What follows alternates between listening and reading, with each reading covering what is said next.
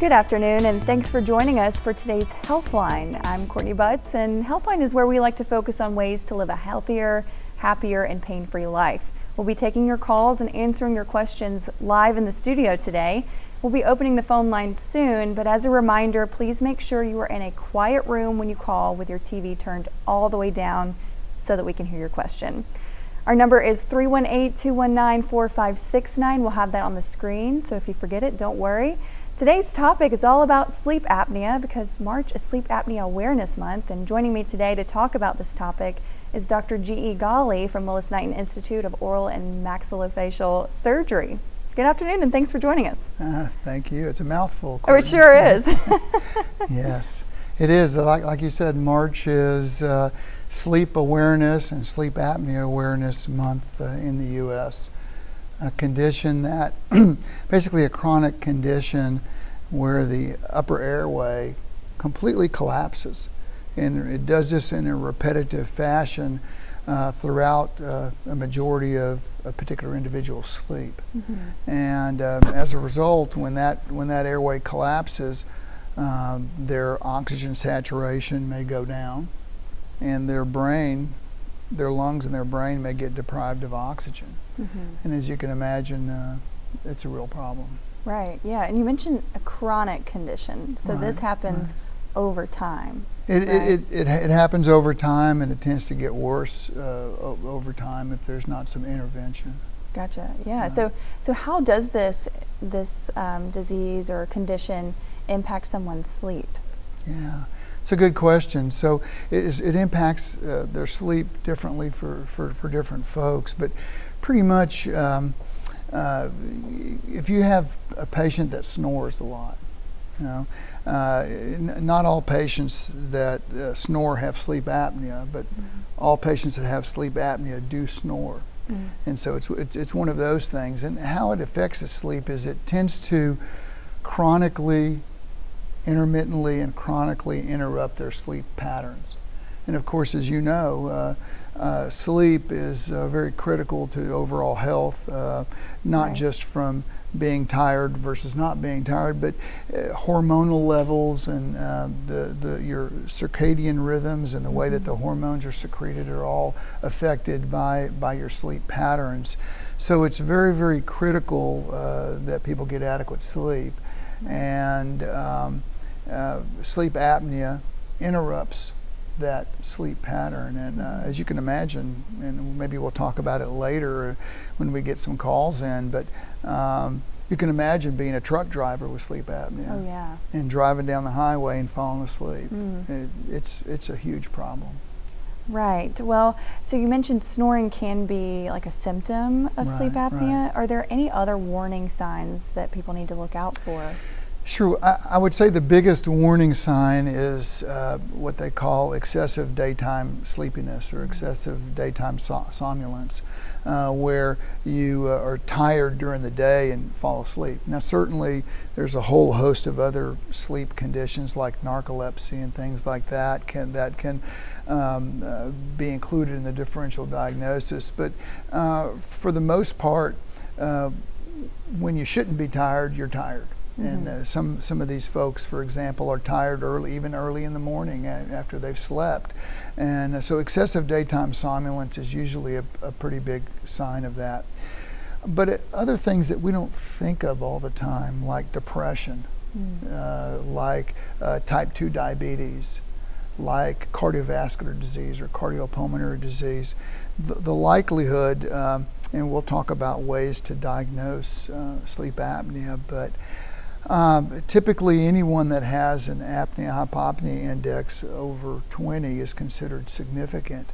And in that category, a significant portion of those patients are going to die early from early cardiopulmonary disease. And when I say early, I mean in their 40s or 50s, not in their 80s or 90s. So it has a huge impact on overall health, tremendous impact on overall health. Yeah. So sleep apnea, is this something that people live with and may not realize that they live with it? Yeah, I mean, it's one thing if you're married or you have a sleep partner and they tell you, my God, you're snoring, and you look like you stop breathing and everything, and at night make you aware of it. But you may be living alone, and you may fall asleep and not even realize that you've got this loud snoring, or that you're intermittently quick breathing and things like that. So we say that up to 20% of the U.S. population has some degree of sleep apnea. It may be higher than that. It really may be higher than that. Right. And you mentioned something important. So most people, like you said earlier, snore, but sleep apnea, it doesn't mean it's sleep apnea, but with sleep apnea, you snore and then you stop breathing for a second? Right, okay. Right. Like I said before, everyone that has sleep apnea does snore to a certain extent. But not everybody that snores has sleep apnea. So some people just may have a long uvula, a long soft palate, a deviated septum, or whatever reasons, and they're snoring. If they've got excessive daytime sleepiness, then we would recommend that they get a sleep study done. And there's a lot of centers around Shreveport-Bossier, North Louisiana, that will do a good sleep study and then give you a report and tell you whether it's no sleep apnea, or mild sleep apnea, or moderate, or severe. But again, not everybody that snores has sleep apnea. And then once you're able to distinguish, do you truly have sleep apnea, then you can investigate various potential treatments. Right, okay. Well, if you were just tuning in and you wanted to give us a call, we have Dr. Ghali here from Willis Knighton Institute, and we're talking all about sleep apnea. It's Sleep Apnea Awareness Month, so give us a call at 318-219-4569. The number is right there on your screen. And I'm going to continue asking some questions of my own for you. So We're talking about sleep studies. And is this a way that someone is diagnosed with sleep apnea, or is this, your common method of diagnosing? Yeah, there's several different methods to diagnose, Courtney. But the gold standard method is what they refer to as a polysomnogram, or sleep study. The lay term is just a sleep study. And the sleep study is fairly sensitive. It measures almost a dozen different parameters, including your EKG, including the movement of your eyes, the movement of your legs, your oxygen saturation. There's a whole host of things that it measures, as well as a number of apneas where you completely stop breathing, or hypopneas, which are episodes where you have shallowed breathing. And then simultaneously it measures your pulse oximeter and things like that. There may be other fancier components to it, like measuring esophageal pressures and things like that, to help distinguish between peripheral sleep apnea, which is what we're talking about, obstructive sleep apnea, and sleep apnea that could be centrally mediated, meaning sleep apnea that is associated with some type of problem within the brainstem or within the medulla, in the areas that are important in initiating where our brain says, okay, it's time to take a breath. So, but the gold standard, to answer your question, the gold standard is a sleep study. Now, there are home sleep studies, and there are those that you actually go to a sleep lab. Historically, the ones where you go to a sleep lab are more accurate than the home sleep studies. But again, there have been some improvements over the last few years in the home type of sleep studies as well. Awesome. That's great information. Well, we have Fern on the line. Fern, what is your question for Dr. Ghali today? Now, I have severe sleep apnea, just been diagnosed with it, but I'm also a type 2 diabetic, and I've just been recently fitted with the CPAP the first of the year. Well, since then, my blood sugar during the night is dropping drastically low, like in 60s or 50s, and I just happen to wake up with either a foot cramp, or I'm on 2% oxygen at night only, too, due to that hooked into my CPAP machine. Can this sleep apnea be affecting that blood sugar to drop like that? Yeah, it could be. Your name is Fern, is that right, Fern? Yes, sir. Yes. Well, Fern, yeah, it could certainly do. As I mentioned earlier, undiagnosed or untreated sleep apnea is also associated with an increase in type 2 diabetes, or non-insulin dependent diabetes, or adult onset diabetes. And it has to do with the effects of the hormonal levels during sleep. So I would say in your case, certainly talk to your doctor about it, your own personal physician. But it could be that since you've been on the CPAP machine, right, it could be treating your sleep apnea to a point where you may no longer need your oral medications, because if you're taking your oral medications and you're using the CPAP, it could be that you're bottoming out a little bit on your glucose levels, blood glucose level. Yeah. Okay. Well, I did stop it because he had me on an antibiotic for an infection prior to that, and it kept it from being as intense as it should be. So he did pull me off the metformin. So it's still happening, being pulled off the metformin, but I didn't know if it was related, because it seemed like it's more severe now than it was when I got on the CPAP machine and all. Right, but your blood sugar is dropping. It's not going up. It's dropping. Correct? It's dropping. Yeah. Yes, sir. Even So you may need to cut the dose of your metformin. But again, you need to go talk to your physician about that and make sure that he's in agreement. Yes, sir. I didn't know if it could be connected. When I saw that on there, I thought, well, I'm going to call and ask. Definitely. I do have an appointment next week. Yeah, we mentioned that earlier. It definitely could be connected. All right. Well, thank you, sir. Fern, for your question. Thank you. Thank you. Thank you, ma'am. Thank you. Bye-bye. Well, if you had a question for Dr. Ghali and you're just joining us, please give us a call at 318-219-4569. Well, since we were talking about CPAPs and, that's a treatment option for sleep apnea. Yeah. You want to tell me a little bit? I bet you want to know about treatment options. Well, it's interesting. Through the evolution of sleep apnea, there's been a lot of treatment options.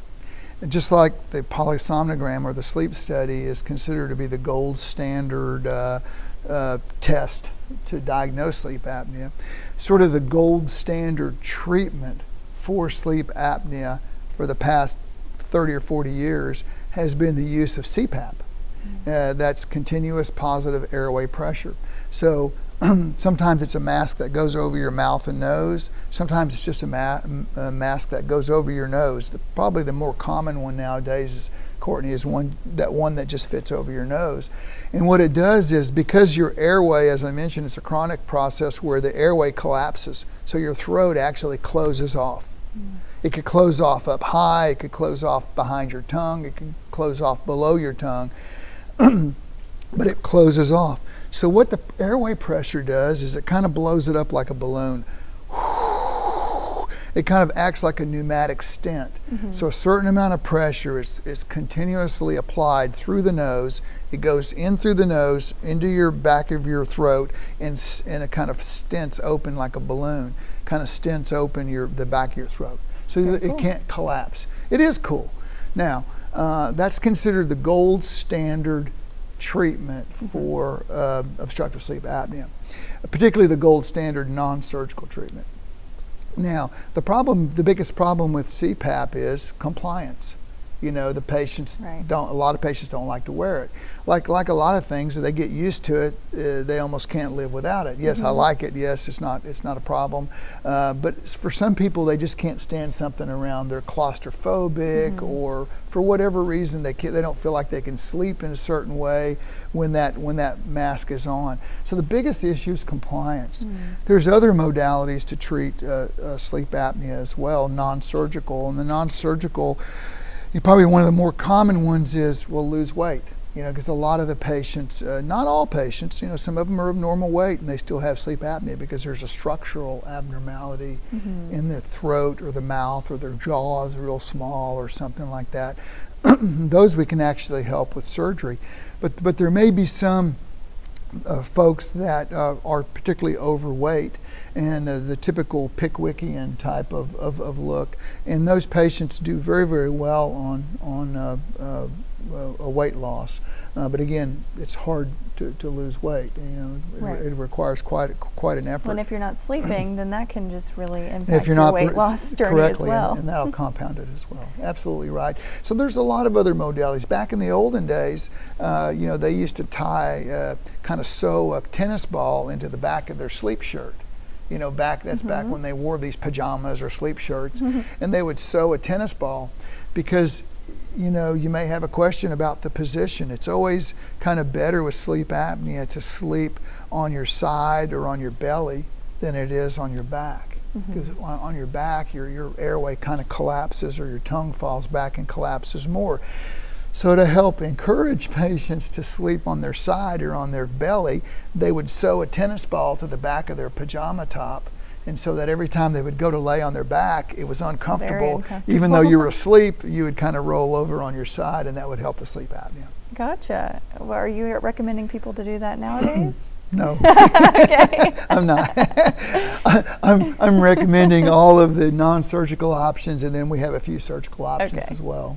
That's a cool story, though. So yeah, I can imagine, you know, having something on your face and then not getting comfortable. Is there any, with the advancements with sleep apnea, and you said it's smaller, it goes around just your nose instead of over your whole face, so has that improved outcomes, you think? I think it has, you know, but as you can imagine, to have a good seal around your nose, part of it is you need some, you know, structure on your lip. And then some of the older folks that may not have teeth, or they may have dentures and things like that, it doesn't seal as well. So it's not, for those that can tolerate CPAP and that it works well for them, then it's great. But there are some tolerance issues. It's very individualized, it sounds like. Depends on the patient. And what about the surgeries that you do?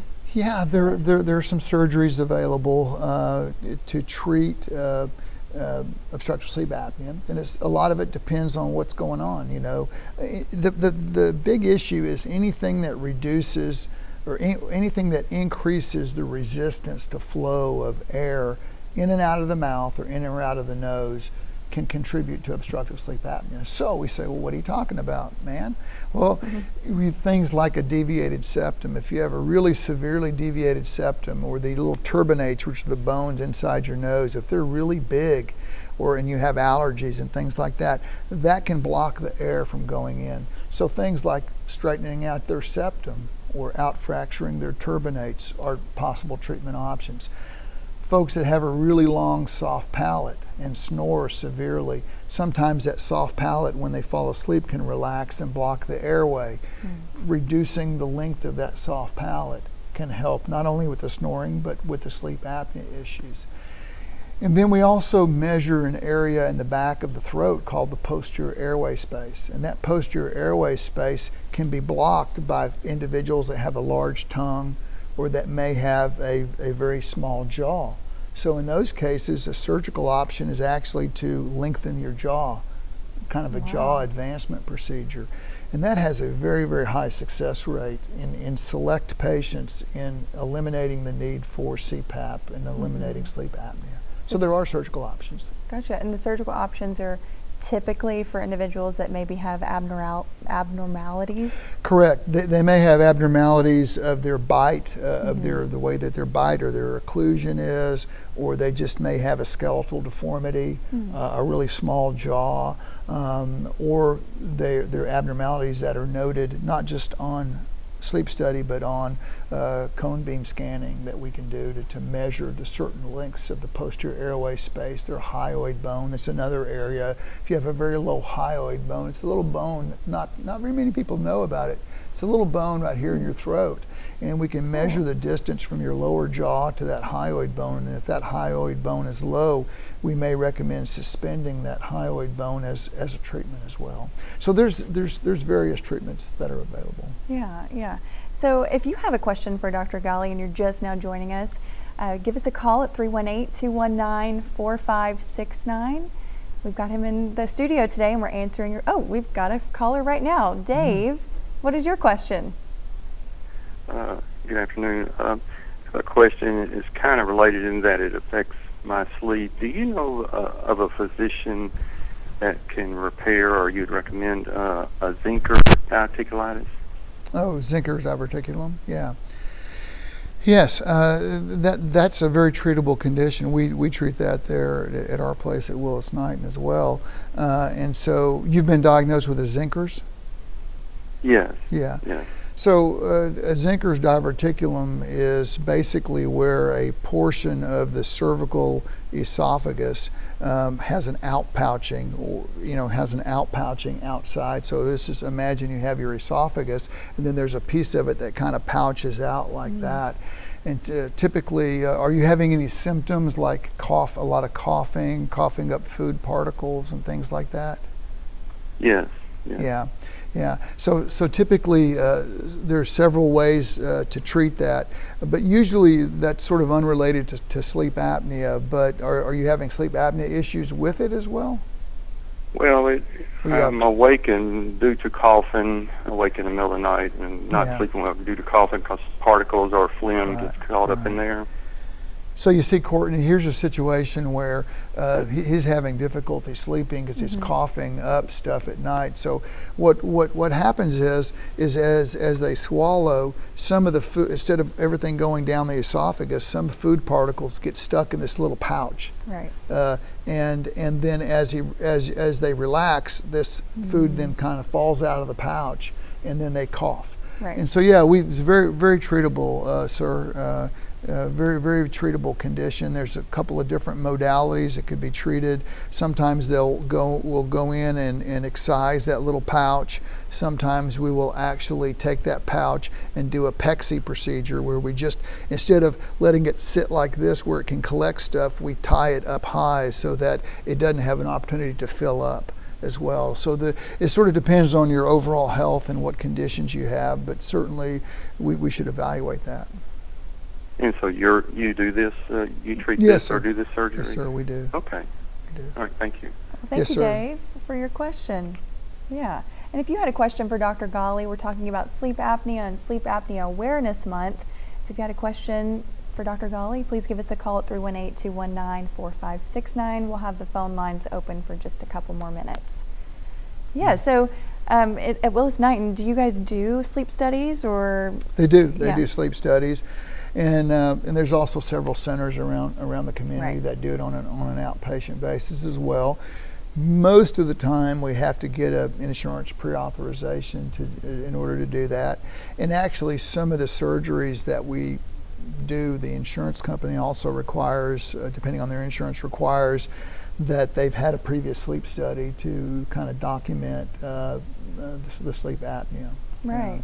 Yeah. So, but you really need a minimum of 4 hours of sleep in this, and I guess the biggest with the sleep study. Yeah, with the sleep study. I guess the biggest downside is some folks don't like to sleep in like a little, even though they make it comfortable and it looks like a bedroom and everything. It's not their bedroom. It's not their bed. So that's why some people advocate the home sleep things. But then the home sleep things, usually, unless you've got a technician that comes out to your home and sets it up, usually it's dependent on you doing it, and there may be some there may be some error and variability in that.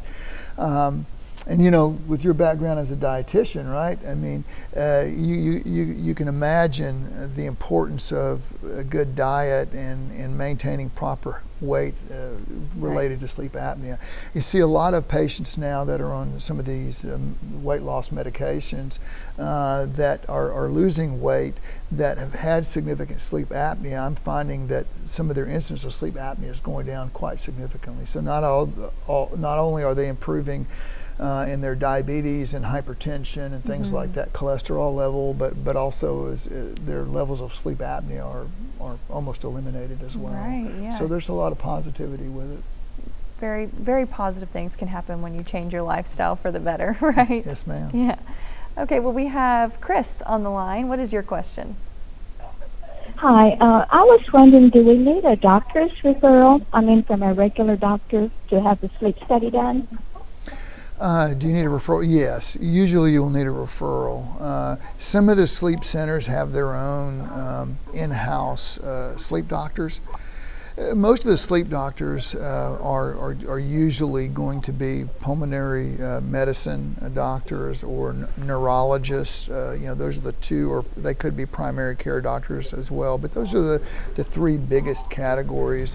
But typically, yes, you need a referral to get that, and typically it's got to be pre-authorized with your insurance as well. So yeah. probably your best source is to get your primary care doctor to refer you. Most of the patients that come to me, Chris, are patients that already have a sleep study. I mean, they've been referred to me for a second opinion or something like that, and most of the time they've already had a sleep study done. But I still send people for sleep studies. But most of them have been done already, and they're coming for a second opinion, or they want to talk about surgery because they can't tolerate their CPAP and things like that. But I will rarely do surgery on someone that hasn't already been on CPAP because we need to try conservative therapies first before we just jump in and do an operation on somebody. Yeah. Well, thank you, Chris, for your question. And so we talked about lifestyle modifications. So is sleep apnea something that you can reverse, or you're diagnosed with it? Can you potentially reverse it? Yeah, it is reversible, and certainly we can reverse it surgically. Using CPAP really doesn't necessarily reverse it. It reverses it while you're using the CPAP. The idea is during the day, when you're not asleep and you're not laying down on your back, you're able to maintain your airway intact. What's happening with these folks with sleep apnea is when they lay on their back and they fall asleep, the normal tone or opening to their airway kind of collapses. And then their diaphragm is moving against this negative pressure, and it causes significant problems. And so, yeah. Right, yeah. Well, I think we have another caller on the line. Charlotte, what is your question? Yes, my question is, I had a fall almost a year ago on my face and fractured my nose. And it doesn't show from the outside, but it's knocked at my septum to one side. And I was sent to, I believe it's Dr. Ghali's group because it was at Willis Knighton South. But I'm almost 86, and I don't want to be put to sleep for surgery. But then the doctor that I went to, I can't think of his name right now, he told me that there was a 30-minute, one that was shorter, that he thought he could fix my nose. And I told him I thought I would wait and see if I could just live with it. And I thought I was doing okay, except I always sound like I have a cold. And but lately I have been, and of course it may be my age, I'm not sick or anything, but I have just been so tired, and I do get plenty of sleep. So I've just had this tired feeling and sleepy feeling, but I'm not, I'm not sick or anything like that. So when he was talking, I was watching this, and I wondered if that could be one of my problems is my septum, because I actually have to pry my nose open. I use nose spray, and I'm going to a pulmonary doctor. Okay. And Charlotte, I'm so sorry. We only have about 2 minutes left. Did you get any of that? No, I think, Charlotte, it could very well be the problem that you have a deviated septum, because as I mentioned before, anything that increases the resistance to flow into your nose or makes it difficult for air to get in and out, like a deviated septum, can contribute to obstructive sleep apnea. So I think it's worth getting checked out. Absolutely. Always worth a second opinion. Yes, ma'am. Well, thank you, Charlotte, for your question. We appreciate it. Okay, so with sleep apnea, this is a very common condition, and we talked about there are ways that you kind of can reverse it with lifestyle and everything. But what happens if it goes untreated? Yeah. Well, if it goes untreated, Courtney, the biggest issue is early death, and putting such a strain on the cardiovascular system, right? That you end up with hypertension, you end up with stroke, you end up with congestive heart failure earlier, and I don't mean earlier by days, I mean earlier by decades. Right. So it's something that really needs to be treated. We see it in children too. Right. So. Wow. Well, Dr. Ghali with Willis Knighton Institute of Oral and Maxillofacial Surgery. Thanks for having me. Definitely get it checked out by a professional if you are worried that you have sleep apnea. And that's fortunately all the time that we have today. Dr. Ghali, again, thank you for your time, and we hope that you have a very happy and healthy day.